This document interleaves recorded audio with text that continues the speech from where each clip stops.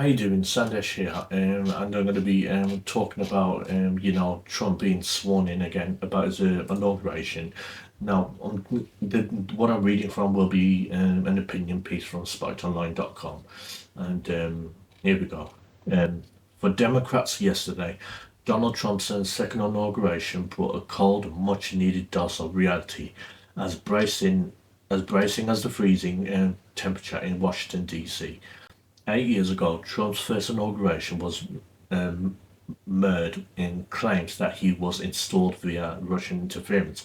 More than 60 Democrats refused to attend, while his defeated opponent, Hillary Clinton, did turn up. She would later label him as an illegitimate president. Back then, Trump was greeted by thousands of protesters in D.C., kicking off the anti-Trump resistant movement. Rancor and anxiety were in the air, as many were not sure what the brash real estate developer would bring to the White House or to the world.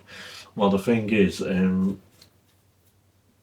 they said it was installed Russian interference. That ended up proving not being true because the Mueller report proved it, and they're still using the Russian interference and jargon to the state. I guarantee you.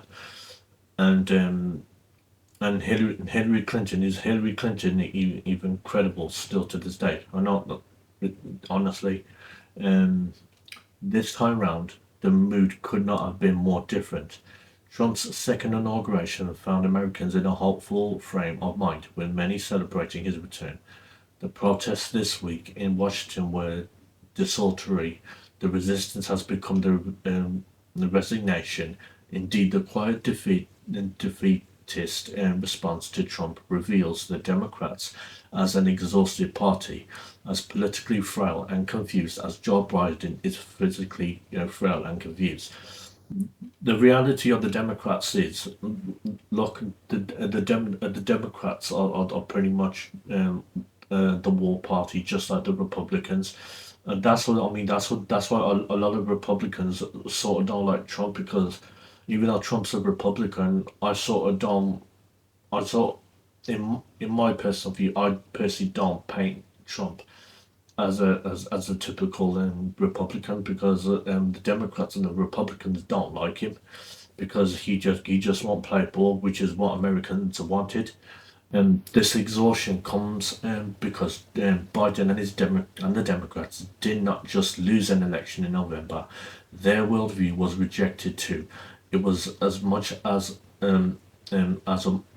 moral as a political defeat.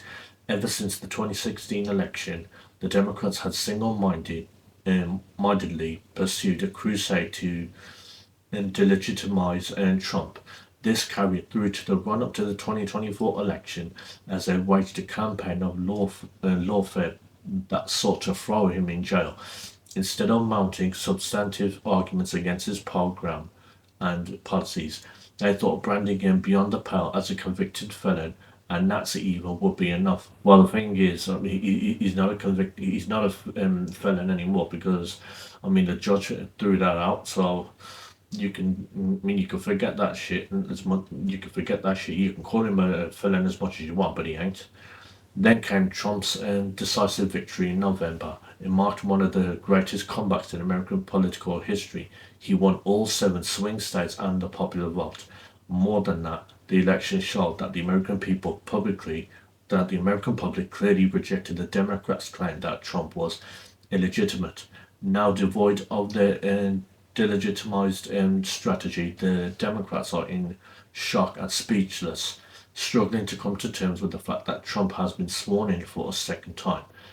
With his foes in disarray, Trump now stands triumphant, and that showed in his second inauguration speech. The golden age of America begins right now, he declared at the start. He continued in an upbeat and hopeful vein throughout his address.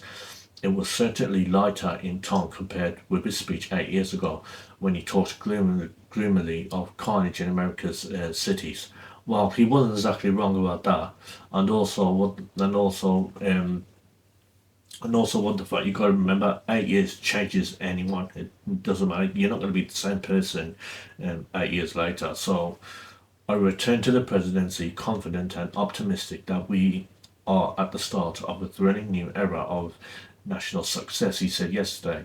You might say this was just wishful rhetoric, but there really does seem to be a more optimistic mood in the country right now. There is a noticeable vibe shift.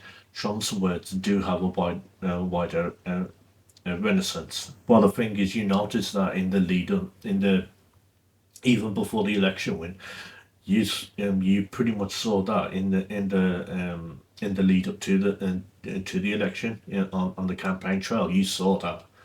Um, Looking to the future, Trump promised an era of growth, not just economic growth, but perhaps a geographic expansion too. In order to restore history's greatest civilization, for Trump, this also means expanding the nation's energy supply, as well as in demolishing the Democrats' Green New Deal, revoking their vehicle mandate, which is really good.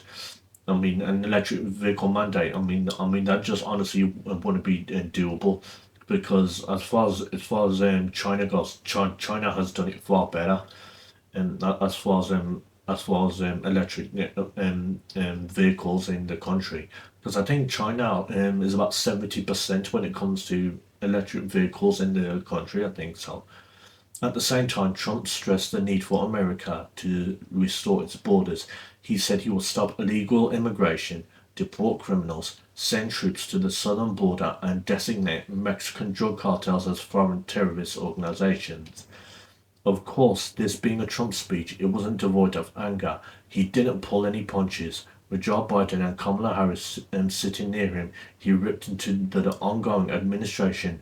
We now have a government that cannot manage even a simple crisis at home, while at the same time stumbling into a continuing catalogue of catastrophic events abroad. We have a government that has given unlimited funding to the defense of foreign borders but refuses to defend American borders, or more importantly, its own people. Indeed, the Biden Harris regime had become so stifling and oppressive to its demise in November, has generated a huge sense of relief among Americans. In his speech, Trump listed off the ways in which he would dismantle this vast bureaucratic apparatus, sounding like he was tearing down so many burning walls. He promised to end years of illegal and unconstitutional federal efforts to restrict free expression, which I liked, and free speech needs to be restored, and to stop the weaponization of the justice system. Never again will the eminent power of the state be weaponized to persecute political opponents. And that's what they accused, that's what they said that Trump was going to do, and he never did ever. Something I know something about, he said. Exactly. Trump called his first day executive actions a revolution of common sense, which was fair enough in some cases. With Democrats having gone to such crazy cultural war extremes, Donald Trump's agenda really does seem more normal by comparison. Nowhere is this more true than when it comes to gender ideology. In this speech, Trump vowed to restore a sane understanding of the sexes. As of today, it will henceforth be the official policy of the United States government that there are only two genders, male and female. You can almost hear people shout, "Yes, finally the truth." Yeah, exactly. And the fact that Trump had to say that, it just shows you how insane the world is. Most remarkably, Trump neutralized the Democrats' main claim to moral superiority, namely the race issue. He thanked Black and Hispanic Americans, reminding us how many from these communities voted for him. Exactly, so many Black and Brown people voted for him. With his second inauguration, coinciding with Martin Luther King Jr. Day, he pledged to strive together to make King's dream a reality. At the same time, he promised to end the Democrats' DEI regime and the policy of trying to socially engineer race and gender into every aspect of public and private life. I guarantee you, Martin Luther King Jr. and Malcolm X wouldn't have been for that shit. They would have hated it. Echoing King, he said, "We will forge a society that is colorblind and merit based. Censorship, lawfare, gender ideology, DEI. It might not be the end of them, but it seems like Trump could at least be ushering in the beginning of the end of these regressive trends. While Trump's most ardent MAGA fans are celebrating his inauguration, the rest of the population are simply breathing a sigh of relief. Relief that the woke elite, fronted by Biden and Harris, is no longer calling the shots. It's like a weight off our backs. People don't know for sure what Trump will do or how he will respond to the challenges that lie ahead. But at this moment, there is some space of possibility to get our living standards and society back on track. Now that we're free from the dead hand of the Democrats and cultural elite, it's a new world. Trump is back. Get used to it. In time, maybe the American people will be back too. The American people are already back. I mean, look, like I said, he won all 7 swing states, and he was a popular vote. The American people are already back and back with Trump, and this was Democrat voters as well. So anyway, thanks for watching, and I'll see you soon.